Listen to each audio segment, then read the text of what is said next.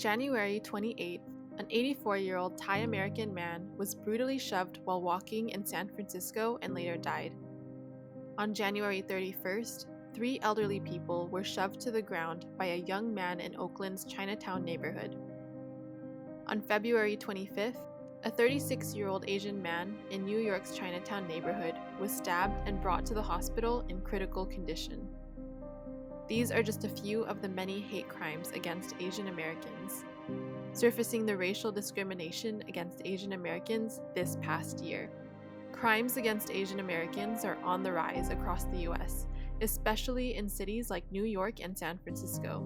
Cases drastically rose since last March when the COVID-19 pandemic exploded in the US. According to the NYPD, there were 29 racially motivated reported crimes against Asian Americans last year in New York City, with 24 attributed to coronavirus motivation.